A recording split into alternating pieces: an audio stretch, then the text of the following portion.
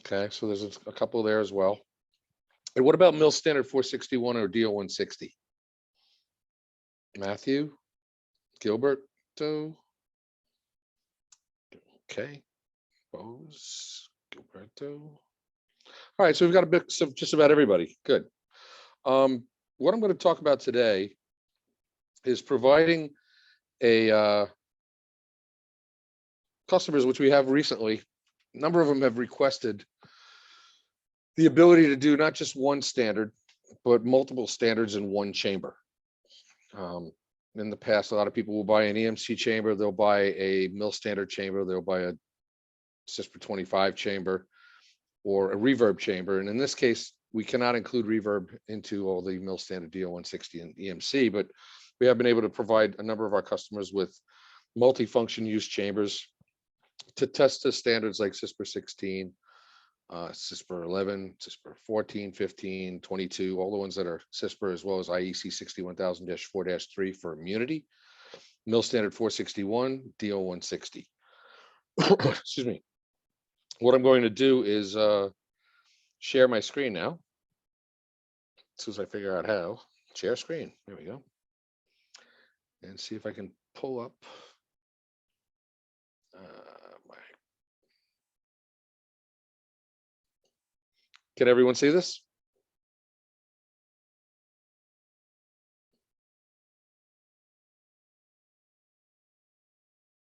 Yeah, Yes. we got it. Awesome. Okay. So what I'm going to do is I'm going to go through some of the specifications that cover each of the functions of these chambers, and as well the performance specifications that are required in order to qualify the chamber. And then once again as well, how you can incorporate one chamber to do a multifunction capability so that you don't have to just worry about doing one chamber for one particular standard, but can actually incorporate a number of standards into a single chamber, depending on how you lay it out. In some instances, you'll go out and buy an EMC chamber, you'll buy a MIL standard chamber, a DO 160, and you'll buy a CISPR 25 chamber. And the cost of putting all three together is probably less expensive than buying 3 individual chambers. So to do this, we'll want to identify the proper chamber for each standard. And then we'll want to review the performance requirements. And then we'll go through some of the design aspects that are associated with this type of chamber. First thing we need to worry about, and one of the things that we always concern, is what the customer wants to test to. So the 3 things that we really look for in most cases is the standard or product that they want to test, the size of the EUT, because that will have an impact on either the table that they're working on for component testing, the size of the car or vehicle that they want to put in, if they want to do that type of testing. If it's an EV vehicle, for example, versus a standard auto without the electrical aspects to it, the motors, or also the immunity power levels that are associated with it as well. So we're looking at both emissions and immunity in these instances. We're going to strictly stay to RF. However, there will be a number of standards that can be tested inside this chamber that have no RF properties, but are satisfied for the shielding capability of the chamber itself. Usually the shielding of a chamber is somewhere in the area of 100 dB from 1 megahertz up to 40 gig. And then when we get into the lower ranges of the 10 kilohertz, we start seeing drops as low as 80 dB on shielding effectiveness. However, it's still sufficient to do most of the testing that you need to do for conducted testing, like BCI or Surge, ESD, a number of tests that you need to do, 61000-4-2, 61000- or the BCIs that are associated with Automotive under ISO. All those can be done in a shielded enclosure as well. The standards determine the chamber needed, and types of standards we're talking about in this particular aspect is going to be the IEC, EN, and CISPR standards, MIL standards, and RTCA DO standard as well. And we can go over those in a sec. For the most part, we're going to look at CISPR 16, and CISPR 16 provides the guidelines and requirements to qualify a chamber as the equivalent of an open area test site, or to provide for the 1.5 by 1.5 meter field uniformity, of which 75% of the points, or 12 out of the 16, have to be within 6 dB of each other. At the same time, if you have a CISPR 16 compliance chamber, you can do CISPR 22, CISPR 11, 61000-4, EN 601-1-2 for medical devices, 55013 or CISPR 13, CISPR 12, CISPR 15, and CISPR 25. Now, CISPR 25 actually does not fall under the CISPR 16, but at the same time, you can use it for the CISPR 12, which is the one that we had there earlier. So I should actually remove that, and I will before I send this out. And then again, looking at the commercial standards, as I mentioned earlier, you also get into pulse testing like EST, EFT burst, surge, conducted RF, magnetic field testing, voltage dips and interrupts, harmonic and flicker. Very often, it's better to do a number of these conducted tests inside of a shielded enclosure, so that if you're doing an immunity test, you're singling it down to a single condition that you are putting on, rather than multiple conditions that could occur as a result of coupling from RF that's being radiated in the environment while you're doing your conducted test. And it is allowed that you can do this in a shielded enclosure. However, what we're going to focus on for the most part is emission and immunity for RF radiated, both emissions and immunity, following standards like 55011, 013, 61000-4-3, and 61000-4-20. If I'm going too fast, or if there are any questions that come up, you're welcome to ask it while I'm doing this, or we can hold it to the end, whatever you guys would like. MIL Standard 461, excuse me, is the characteristics requirements for EMI for equipment for military applications. The current version is G, covers all 4 armed forces divisions. It's location dependent as to, for example, whether in a ship it is above sea level or below sea level. And it is also emission and immunity requirements that are used to ensure that products operate under conditions like pulsed RF that may result with the radar sweeping in a 360-degree aspect, where you'll be seeing something that's going to pulse your plane, for example, as it's coming in for a landing or going by the radar tower. Other aspects as well include ESD, surge, conducted noise. It's more stringent in its RF than you would find under 61000-4-3, which is more used for commercial and home use applications. And MIL standard matches almost exactly in the design aspect. Actually, it does match exactly. When we build a MIL standard 461 chamber, it also satisfies the RTCA, or Radio Technical Commission for Aeronautics, DO 160, which is specific for commercial aviation equipment. Again, emissions and immunity requirements, and the current version on that as well is version G. Equipment size very often will determine the size of the chamber. It has a direct impact on test and measurement distance, as the larger the product, the longer the chamber will need to be in order to satisfy, for example, a 3-meter, 5-meter, or 10-meter distance. It defines the quiet zone in that CISPR 16 requires that the equipment should be in the envelope of the quiet zone, including any support or ancillary equipment and cables when doing emissions testing. And it also defines the test volume for doing reverb testing, in which you want to make sure that the product is encompassed in the test volume of the reverberation that you are generating in order to reach the peaks and values that you need to for reverb testing to either MIL standard 461 or CISPR 25. No, actually, is it? Yeah, I have to double check that. It might be ISO 11452-2. I'll double check that as well. So CISPR 16 covers commercial products. CISPR 11, 13, 15, 22. Most of the testing is done at either 3, 5, or 10 meter, depending on the standard.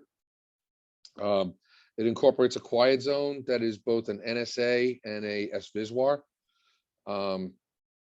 NSA is basically the testing that is conducted from 30 megahertz to 1 gigahertz. It is conducted with a ground plane that is exposed on the bottom of the chamber or the open area test site. SVISWAR is site voltage. Oh, now I'm getting a senior moment. Oh, I can't. My mind just went blank. Voltage. SVISWAR site voltage. I'm sorry. I'll have to return to it for a second. My mind has gone blank on SVISWAR. However, it is covered from 1 gig up to 18 gigahertz, and in some instances, some manufacturers try to get it up as high as 40 gig. What we do see is voltage standing wave ratio, the site voltage standing wave ratio, which basically is a definition of the quiet zone in the frequency range of 1 to 18 gigahertz. We also see 61000-4-3 field uniformity, which I mentioned earlier. It's 1.5 meters by 1.5 meters, where a probe is placed every half a meter, going across and going down, so that there's 16 points. Top for half a meter down from there, and then the bottom. And of those 16 points, 12 have to be within 6 dB of each other when all testing is conducted across the frequency range of usually, I think, 30 megahertz, 80 megahertz to 6 gigahertz.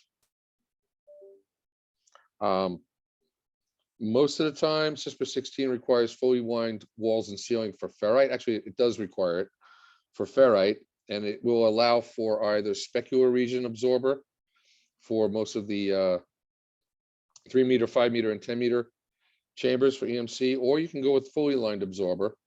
And that's one of the things we're going to talk about when we talk about combining all of these standards into one chamber. Here's an example of a semi-anechoic chamber. Ferrite lined on walls and ceilings. Absorber is partial wind on walls and ceiling. There's a reflective ground plane. When doing SVISWAR testing, we put down a patch on the floor. So we're only using the ground plane for NSA testing. And when we're doing 61000-4-3, which is very similar in this application, we put either the same or different cones depending on the cone manufacturer.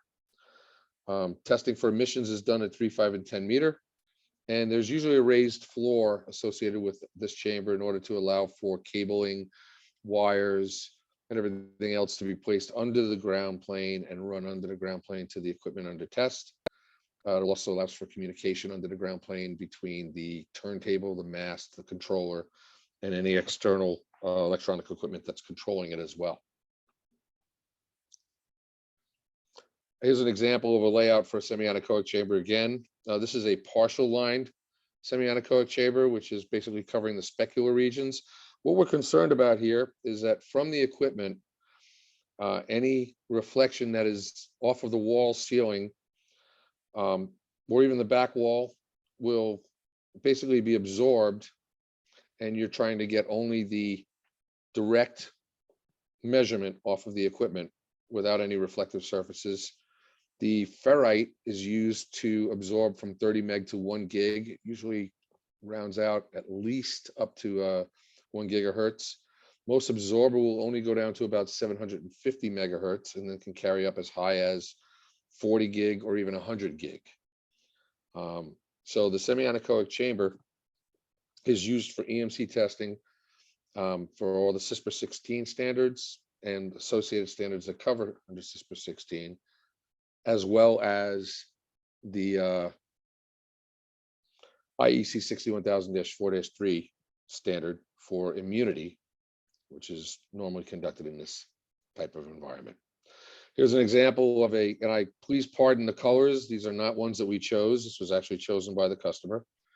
However, this is a 10 meter semi-anechoic chamber that we had manufactured and built and installed for one of our customers. Again, it shows the ground plane, which in this case is colored. The cones are also having a color code to them, and you can see that they are located in the specular regions, allowing for a 10 meter measurement test or 5 or even 3 meter measurement test, in which the reflections are covered sufficiently to prevent them from reaching the measurement antenna. There's another example in which case we have down the absorber on the floor, again, allowing for SVISWAR testing. And if you want me to say it again, I can, because I now remember what it is. But basically, this is for SVISWAR testing from 1 gig to 18 gig.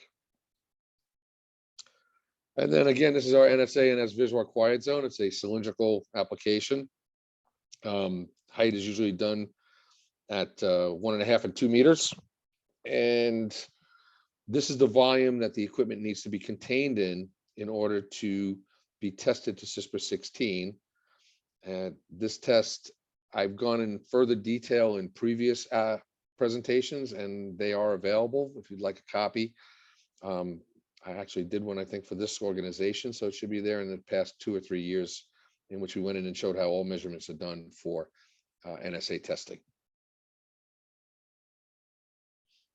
Military and aviation EMC standards is MIL standard 461 and RTCA DO 160. And these define the same requirements for the chamber. With regard to military and aviation, they do not require ferrite on the walls and ceiling. Instead, they ask for absorber lining on specific aspects of the chamber, specifically behind the table, to the sides of the table, above the table, and on the wall opposite the table. So for a minimized application, we can build a chamber with the absorber strictly in the specular regions that are specified under MIL and DO 160. A copper top test bench, which is grounded to the chassis or the ground of the chamber, is used. Testing is done at a 1 meter test distance, and there's usually no raised floor. This is an indication of how the layout is with regard to absorber would be on the sides of the table, behind the table. If I was to show this from the back end, it would also be on the back wall back here and on the ceiling, so that it sufficiently surpasses the table that's being tested, and that table is grounded to the ground plane. It could be either to the floor or to the back wall. And we've seen applications for both, and they've both met the specifications of MIL standard DO 160, and actually on CISPR 25 as well. This is the layout, and it indicates that there is a minimum of 30 centimeters required on each side between the tips of the absorber and the test setup boundary. And then the test antenna is located at 1 meter away, and the absorber extends 50 centimeters past the test table. So again, the size of the equipment, which could also be the size of the table that you're going to be testing on, will have an impact on the size of the chamber. The size of the quiet zone will have an impact on the size of the chamber. So one of the main issues or aspects that I mentioned earlier is that the size of the equipment is critical in designing and calculating the size of the chamber necessary in order to do testing by either CISPR 16 or MIL standard 461 and DO 160. And we'll also see that that's true in CISPR 25. Again, here's a partially lined chamber for MIL standard 461, and MIL standard 461 only requires that the absorber from 80 megahertz to 250 megahertz has a 6 dB, and from 250 megahertz to 40 gigahertz allows for 10 dB absorption properties. There is no ferrite required. I will say that a number of our customers recently have requested, or in the case of providing for a chamber that has multiple function, they have found that the low range applications down to as low as 10 kilohertz is improved compared to chambers that they have that do not have ferrite lining on it. However, it is not required by the chamber, nor is fully lined walls and ceiling required in the standard. But again, manufacturers will sometimes go for that because they have no issues whatsoever with regard to proof of the chamber, nor sometimes they'll have a chamber that will not be tested on a bench, but instead on the floor, or they'll roll a vehicle into the chamber. and they would then be able to have to place the antenna all the way around 360 degrees around the equipment. And that would require that they have absorber all the way around as well, including on the ceiling. So it encompasses the area that is being tested. And in this case, it would be limited to bench testing, but if it was fully lined, you'd be able to pretty much do it on any wall within that chamber, or in the center of the chamber with the antennas located surrounding any vehicles like a helicopter or a plane or a Bradley fighting vehicle or anything else of that nature. And this is where we see the fully lined chamber. Here's an example of a chamber that was manufactured and built. It is a fully lined MIL standard 461 chamber, and some reinforcement was done on the segment in front of the door in order to allow for heavy equipment to roll in and out into the center of the equipment of the chamber when they weren't using the benches. Otherwise, the benches are bonded directly to the rear of the chamber, and again follows the standard of MIL standard 461 and DO 160. And then this is just a picture of the outside.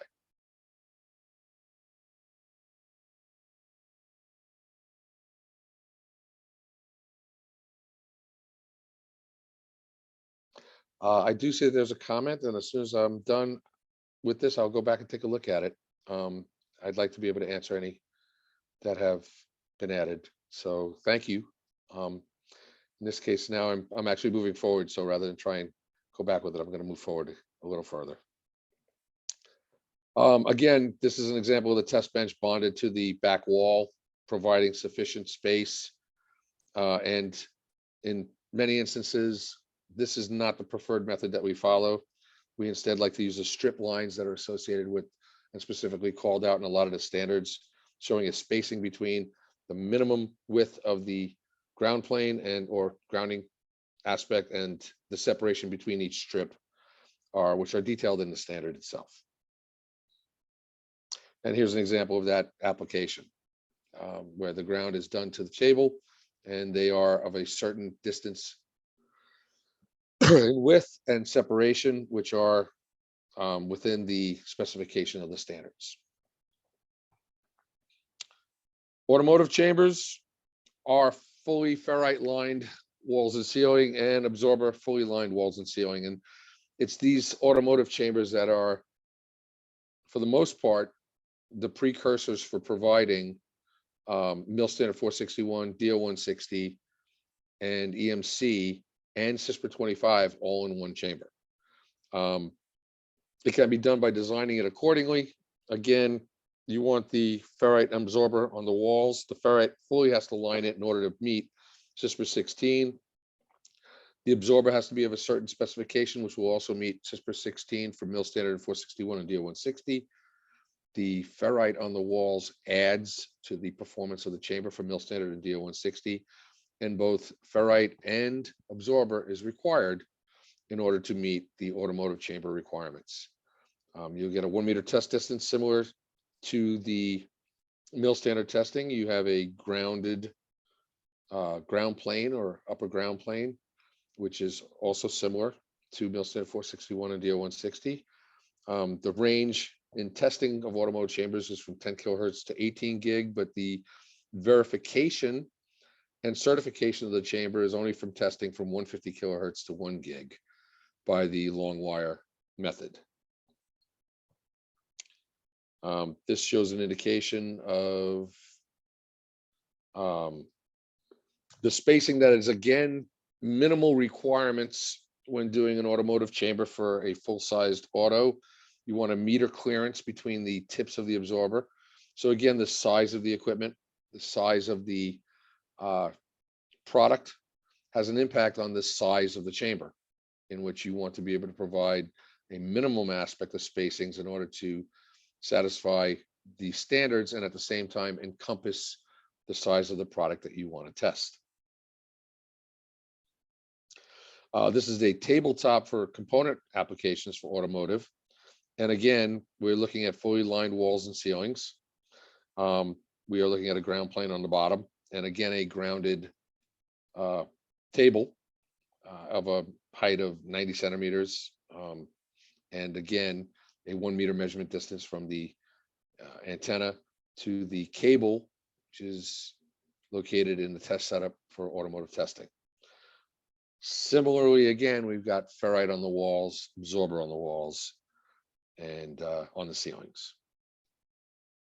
And this is the long wire test, which is used in order to certify the automotive chamber.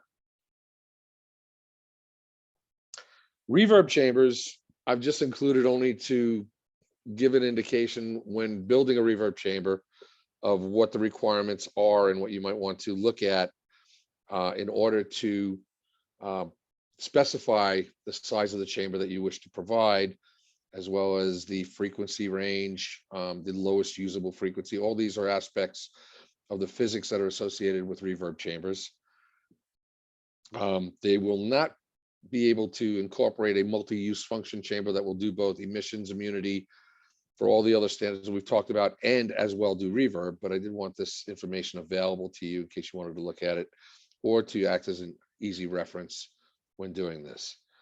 ISO 11452-2 for automotive, MIL standard 461 and DO 160 have opportunities for using reverb chambers for immunity testing. Depending on what standard is used, what the lowest usable frequency is, many manufacturers will go down as low as 80 megahertz and provide a size sufficiently large enough for the wavelength in order to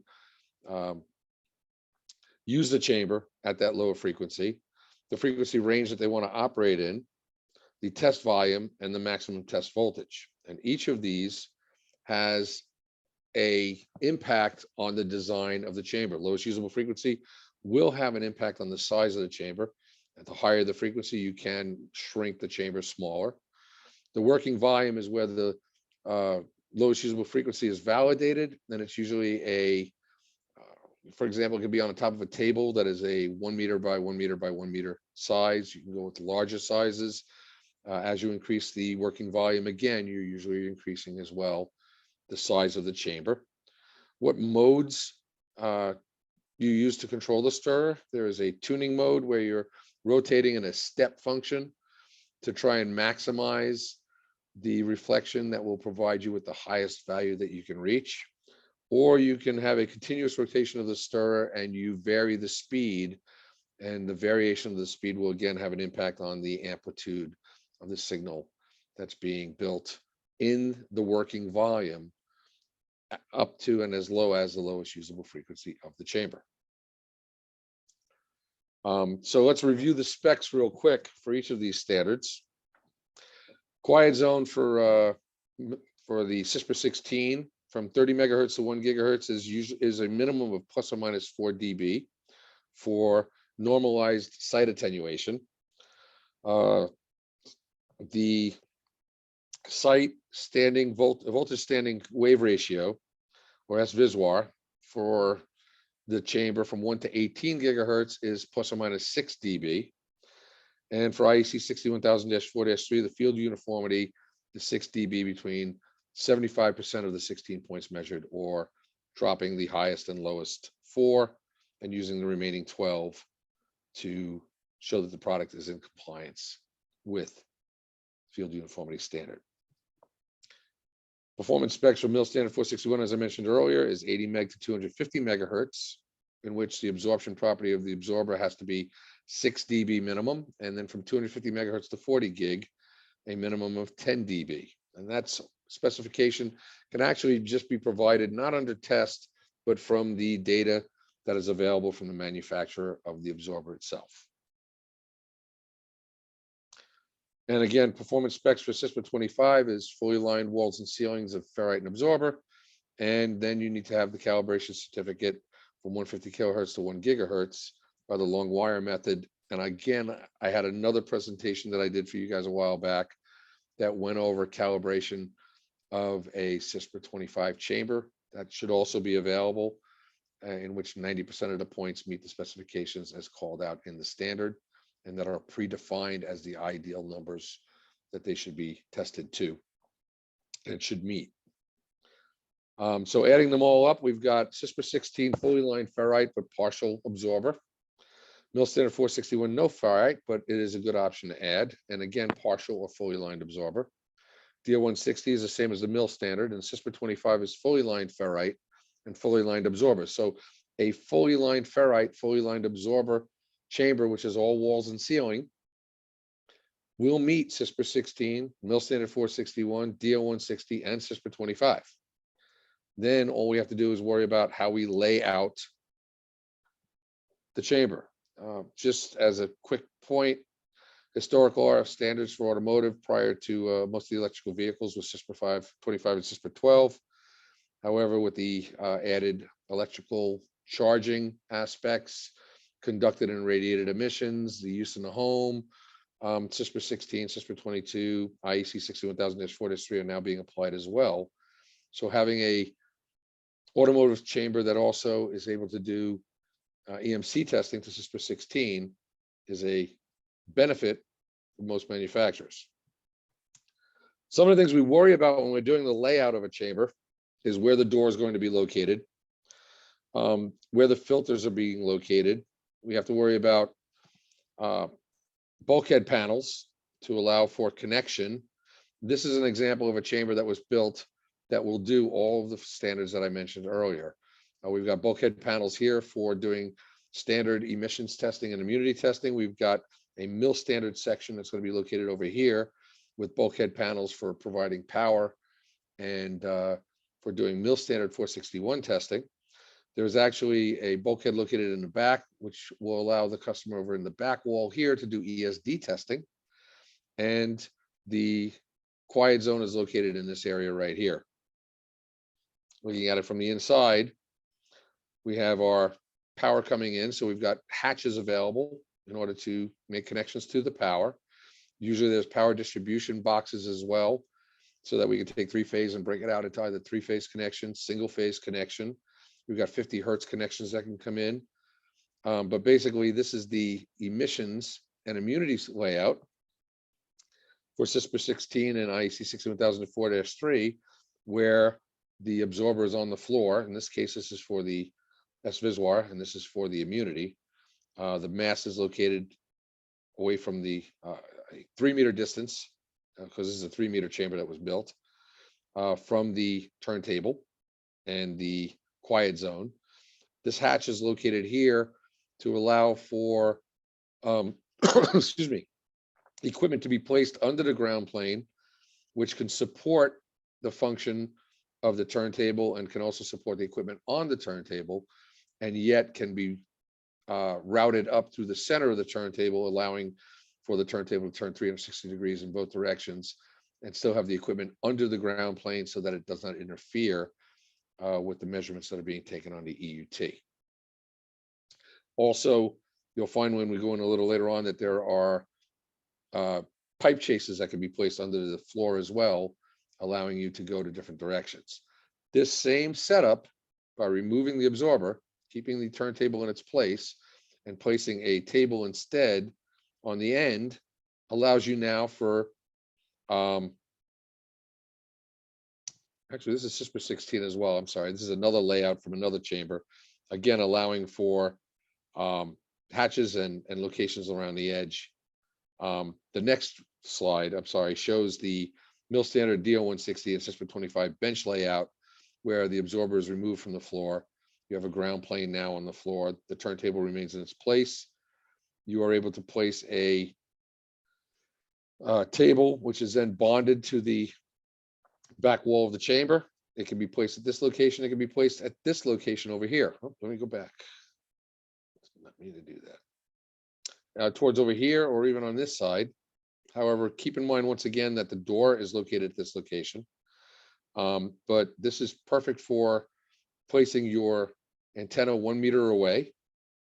You can route your cables in from underneath to amplifiers that are located outside at bulkhead panels located here. Support equipment for the table, for the equipment under test, can come from the bulkhead panels that are located back here. And all power distribution comes from the filters.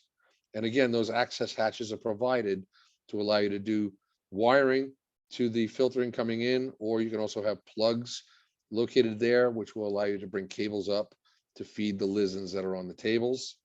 when you're doing your MIL standard 461 testing. These tables are on wheels, so, and you can get multiple tables basically, which will allow you to configure the table outside while you're testing another table inside with a particular layout of equipment for MIL standard DO160 or CISPR 25. And then you can roll that table out and roll the next table in and be able to keep the operation of the table without having to worry about building the table up inside the chamber. So a double door here is usually a very good idea in order to allow for at least a 1 by 2.5 meter turntable, which is the standard size for MIL standard DO160 and CISPR 25. In this case, the green area also represents if a customer wanted to have a floor mounted product on the floor adjacent to the table, he can place it at that location and still be able to do his testing to any one of the 3 standards shown. And then finally, as I was mentioning earlier, we've got our hatches that are located in the area, but we're also providing pipe chases. In this case, we're providing one that goes to the hatch that will provide the antenna. Another is where we have the bulkhead panels that will feed control of both the antenna and the turntable, as well as power to the turntable, which can be located from either outside or can come from through these filters here. These are all basically used in order to communicate or connect with either products that are supporting the equipment adjacent to the turntable, controlling the turntable itself, controlling the mast itself. And again, it's always a good idea to try and lay out your chamber so that you've got your MIL standard section with sufficient bulkhead panels to provide power as well as communication. Your SVISWAR and NSA testing for the quiet zone in this location. And again, our customers also placed an ESD table at this location here, again, where the others are removed when he's doing the testing. And then finally, there are alternative layouts to what I've just shown you. There are diagonal layouts. All of these, though, follow the same specifications, which is basically allowing for the minimum spacing between the test table or between the bench and the walls and ceiling, excuse me, walls and sides. The sufficient space for providing the quiet zone with enough space in order to get a NSA of a minimum of at least ±4. We usually shoot for 3 to 3.5, and a ±6 on SVISWAR. And we also have a application with regard to door location for bringing the equipment in. There should be a sliding door adjacent, if at all possible, to the turntable so that there is a shortened distance. Some of our customers have very heavy equipment, in which case, as I showed earlier, we could put a steel floor on, scalloped, to allow for good foot grip, and at the same time allow you to roll things in without having to worry about compressing any of the wood panels that are used as part of the raised floor for the chamber. That pretty much represents my presentation. If you'd like, I could take a quick look at the question I had earlier. Okay, let's start with the first. We've always debated at what frequencies does the grounding of a test bench ground plane actually stop, depending on the method of bench grounding, considering that a ground strap, a quarter of the test frequency wavelength, is an effective open circuit. My thoughts would be welcome. I would actually say that I'm not sufficiently qualified to answer this question. I would put this to my engineering manager. This is a discussion that I can pass on to him. And who is this from, Kim? Or no? Yes, Kim. Yes, it's from me. Yeah. Okay, Kim, I can have my engineering manager get in touch with you once I've given him an opportunity to look at this question as well. It's not something that I am familiar with, unfortunately. So I would not deign to try and answer something I don't know. Okay. It's something that's bothered a lot of us who work inside chambers with grounded planes. And as soon as we sweep through whatever frequency is going to be associated with the length of the strap that provides the ground, we're always concerned. I don't think we've ever seen a practical problem, but from a theoretical point of view, it's always bothered me in the back of my mind. Sure, I do understand that. I know that there are specific tests, but they're all pretty much a DC test where you're just running power and doing an ohm test, you're running current through basically and doing a measurement of voltage drop. But I do not know how this would be impacted, and I would definitely want to talk to my engineering manager. His name's Jason Harrison, and I will get this over to him. And hopefully before your next meeting or prior to that, we'll try and get this information over to you as to any answers he may have for it. Thank you. No problem, no problem. One of the things I learned a long time ago is don't answer questions you don't know what you're talking about. So we'll not do that. Is fire suppression accomplished through halide gas or water or some other measure? Yes. There are multiple measures that we provide to our customers. Very often that is actually subcontracted through subcontractors that we hire. However, there is an FN 200, for example, which is a powder substance. There is halide gas, which I believe isn't frowned upon as much more than anything else because of the concern for suffocation that's associated with it. So we don't see halide very often, but we do see water. Each of these require pipe penetrations that are sealed on both sides so that the pipe can penetrate the chamber, and there are basically nuts on either side that will clamp it down to the ground so that there's continuous ground so it does not leak. And at the same time, something that's very important and a really good question associated with this is that anytime you bring pipes into the chamber, you should have a dielectric separation between the pipe that's providing the water or anything else to the chamber and the pipe that enters the chamber. You want something that is not going to be a current carrying conductor due to the fact that multiple grounds will then result. And by providing more grounds than a single point ground on a Faraday cage or on a shielded enclosure, you can come up with loop currents that will basically affect the shielding effectiveness of the chamber itself. So also when you're bringing power into a chamber, where, for example, you have plugs that you want to have adjacent to your test equipment located outside the chamber. So you may want to mount the box on the wall of the chamber on the outside. And if that box is a metallic box, or it is a ground carrying box, or it is connected to a conduit that is then grounded somewhere further on into the building, then you are introducing, once again, additional grounds to the single point ground of the chamber, and therefore potentially reducing the shielding effectiveness of the chamber as a result. One of the other things to keep in mind as well is that very often, if a manufacturer has to bring a shielded conduit to the box, either the box could be plastic but either way, you still have to ground the box. If it's metal, then it is okay to place a wooden board or a isolator on the wall and bond that to the chamber wall, and then put the box onto the wood, for example, like a half-inch board, thick board of wood, and then bond the box to that, so providing sufficient isolation between the grounds going to the connections in the box and the chamber ground itself, so that you're not introducing multiple grounds that can have an impact on the shielding effectiveness of the chamber. I hope that answered the question.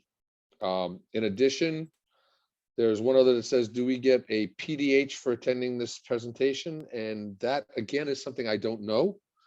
So I will not attempt to answer that, but I will refer it to Candace. Yes, if you would like one, you can send an email to candace@emcsociety.org and just say that you would like one. So